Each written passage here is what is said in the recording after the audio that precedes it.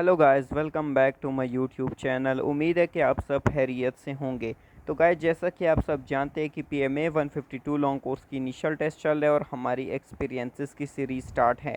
तो आज की वीडियो में हम डिस्कस करने वाले हैं पीएमए 152 लॉन्ग कोर्स 19 मई 2023 initial test experiences from all centres part 3। तो ये इसका पार्ट 3 है। इसके दो पार्ट्स मैं पहले ही अपलोड कर चुका हूँ। इसके अलावा 17 और 18 मई के भी हमने एक्सपीरियंसेस चैनल पर शेयर किए हैं। तो अगर आपने वो वीडियोस नहीं देखी तो आप अभी जाकर चैनल पर देख सकते हैं, आप लोगों को काफ़ी हेल्प मिलेगी। तो चलो चलते आपका टाइम वेस्ट किए बगैर एमसीक्यूज़ को स्टार्ट करते हैं। तो एमसीक्यूज़ नंबर है 42। तो 42 देखकर आप लोगों ने कंफ्यूज नहीं हुआ। जो जिन बच्चों ने पार्ट 2 तक वीडियोस देखी हुई है उनको पता है कि 41 तक एमसीक्यूज़ हमने लास्ट वीडियो में क्लियर कर लिए थे। अब हमने स्टार्ट करने हैं 42 से। तो अगर आपने वो 41 एमसीक्यूज़ नहीं देखे तो अभी आप जाकर चैनल पर देख सकते हैं। वो भी काफ़ी इंपॉर्टेंट एमसीक्यूज़ है, आप लोगों को काफ़ी हेल्प मिलेगी उनसे भी। तो चलो चलते हैं, वीडियो को स्टार्ट करते हैं। तो क्वेश्चन नंबर 42 है हमारे पास, सिनोनिम ऑफ डक्टाइल। डक्टाइल का सिनोनिम पूछा गया है। आंसर है हमारे पास एडाप्टेबल और प्लास्टिक।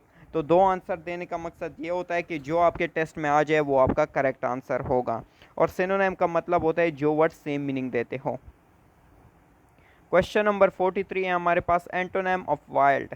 वाइल्ड का एंटोनेम पूछा गया है। एंटोनेम्स का मतलब होता है जो वर्ड्स ऑपोजिट मीनिंग देते हो। तो वाइल्ड के जो ऑपोजिट है, हमारा जो आंसर है वो है टेम एंड कल्टिवेटेड। टेम और कल्टिवेटेड में से जो भी आपकी स्क्रीन पर आंसर आ जाए वो आपका करेक्ट आंसर होगा। क्वेश्चन नंबर 44 है हमारे पास, प्रोफेशन ऑफ फातिमा जिन्ना। फातिमा जिन्ना का प्रोफेशन पूछा गया है। आंसर है हमारे पास डेंटिस्ट। क्वेश्चन नंबर 45 है हमारे पास। तो ये इंटेलिजेंस पोर्शन का क्वेश्चन है। अब ये क्वेश्चन आप लोगों ने काफ़ी गौर से पढ़ना है। अब देख सकते हैं, Aamir moves towards north. Aamir जो है वो नॉर्थ की तरफ जा रहा है। आफ्टर सम टाइम ही टर्न्स लेफ्ट। कुछ देर बाद उसने लेफ्ट टर्न लिया। एंड देन अगेन ही टर्न लेफ्ट, फिर उसने लेफ्ट टर्न लिया। What is the current direction of Aamir. तो आमिर की प्रेजेंट डायरेक्शन कौन सी है? हमारा जो आंसर है वो है साउथ। तो अब ये आप नीचे, अगर आपको समझ नहीं आया तो आप नीचे ये मैप देख सकते हैं, इसके ज़रिए आपको अच्छे से समझ आएगा। तो आप देख सकते हैं ये आमिर है, ये मैन जहाँ पर लिखा हुआ है, यानी कि आमिर जा रहा है नॉर्थ की डायरेक्शन में, यानी कि वो सीधा जा रहा है। फिर उसने लेफ़्ट ले लिया तो वो लेफ़्ट की तरफ मुड़ गया है। एंड अगेन उसने लेफ़्ट लिया तो वो अगेन लेफ़्ट ले लिया उसने। उसके बाद जो इसकी डायरेक्शन है वो साउथ डायरेक्शन है। तो उम्मीद है कि आप लोगों को मैप से समझ आया होगा। अगर फिर भी समझ नहीं आया तो आप कमेंट सेक्शन में पूछ सकते हैं, आपको वहाँ पर लाजमी तौर पर रिप्लाई दिया जाएगा। तो नेक्स्ट क्वेश्चन की तरफ चलते हैं। क्वेश्चन नंबर 46 है हमारे पास, capital city of Uganda. Uganda का कैपिटल पूछा गया है। आंसर है हमारे पास कंपाला। क्वेश्चन नंबर 47 है हमारे पास, Jami ul Tirmidhi was compiled by dash. Answer है हमारे पास अल तिरमिजी। क्वेश्चन नंबर 48 है हमारे पास, ये भी इंटेलिजेंस का क्वेश्चन है हमारे पास। Altaf was 6 year old. Altaf 6 साल का है।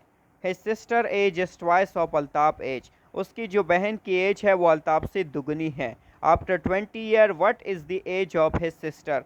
20 साल बाद उसकी बहन की क्या एज होगी? तो हमारा जो आंसर है वो है 32 ईयर्स। इसकी वर्किंग की तरफ जाते हैं तो सबसे पहले देखते हैं कि अल्ताफ़ की जब एज 6 साल की थी तो उसकी बहन की जो एज थी वो 6 को मल्टीप्लाई बाय 2 कर देंगे, 12 ईयर्स। यानी कि उसकी बहन की एज उसकी ट्वाइस थी, उसकी दुगनी थी, तो उसकी हो गई 12 ईयर, उसकी बहन की एज हो गई।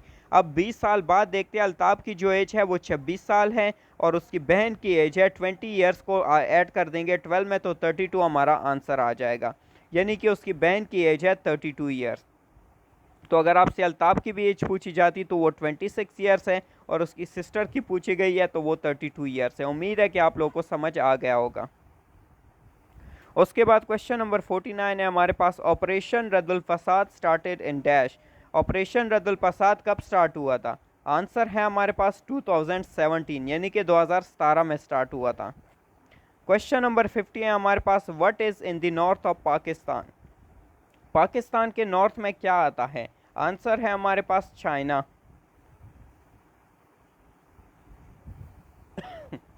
उसके बाद क्वेश्चन नंबर 51 है हमारे पास, literal meaning of Israel, Israel का मीनिंग क्या है? आंसर है हमारे पास गॉड कंटेंडेड। क्वेश्चन नंबर 52 है हमारे पास, इस्लाम मीन्स, इस्लाम की मायने क्या है? आंसर है हमारे पास पीस यानी कि अमन। क्वेश्चन नंबर 53 है हमारे पास, largest country in the world by population, population के लिहाज से दुनिया की सबसे बड़ी कंट्री कौन सी है? आंसर है हमारे पास चाइना। और अगर आपसे पूछा जाता कि largest country in the world by area, area के लिहाज से सबसे बड़ी कंट्री कौन सी है, तो आपका आंसर होता रशिया। यानी कि आबादी के लिहाज से चाइना सबसे बड़ा है दुनिया का कंट्री, और एरिया के लिहाज से रशिया सबसे बड़ी कंट्री है दुनिया की। क्वेश्चन नंबर 54 है हमारे पास, after how many years west Pakistan was separated from the east, sorry ये रॉन्ग पढ़ गया, after how many years east Pakistan was separated from the west, कितने सालों बाद ईस्ट पाकिस्तान वेस्ट पाकिस्तान से अलग हुआ था? आंसर है हमारे पास 24 ईयर्स, यानी कि 24 साल बाद जो है वो ईस्ट पाकिस्तान वेस्ट पाकिस्तान से अलग हो गया था। उसके बाद क्वेश्चन नंबर 55 है हमारे पास, कैपिटल ऑफ जर्मनी, जर्मनी का कैपिटल पूछा गया है। आंसर है हमारे पास बर्लिन। क्वेश्चन नंबर 56 है हमारे पास, a 5928 means rest, then what code generated from the test, ये हमें एक कोड दिया गया है 5928, अगर इससे हमारा जो वर्ड बन रहा है वो रेस्ट है, तो टेस्ट से हमारा कौन सा कोड जनरेट होगा? अब ये क्वेश्चन आपको देखने वाला है। अब कुछ बच्चे जब ये चीज़ें देखते हैं तो वो कंफ्यूज हो जाते हैं और क्वेश्चन गलत कर देते हैं या फिर इसको स्किप कर देते हैं। अब आपने इसको गौर से देखना है कि 5928 REST, अब नंबर 1 पे R के सामने क्या आ रहा है 5, E के सामने आ रहा है 9, S के सामने आ रहा है 2 और T के सामने आ रहा है 8, और हमारे पास जो नीचे चीज़ें दी गई है TEST, ये 3 वर्ड भी ऊपर वाले वर्ड से लिए गए हैं। तो अब हमने देखना है कि टी की जगह हमारे पास 8 आएगा, क्योंकि लास्ट में टी था और टी की वैल्यू थी 8, तो टी की जगह हमने 8 लगा देना है। ई की जगह हमने 9 लगा लेना है, क्योंकि ई की जगह था हमारे पास, ई की वैल्यू है 9। एस की जगह हमने 2 लगा लेना है और टी की जगह हमने अगेन 8 लगा लेना है। तो हमारा जो आंसर बन जाएगा वो 8928 बन जाएगा। तो उम्मीद है कि आपको इसकी समझ आ गई होगी। एक बार फिर से बता रहा हूँ, आर की वैल्यू है 5, ई की वैल्यू है 9, एस की वैल्यू है 2, टी की वैल्यू है 8।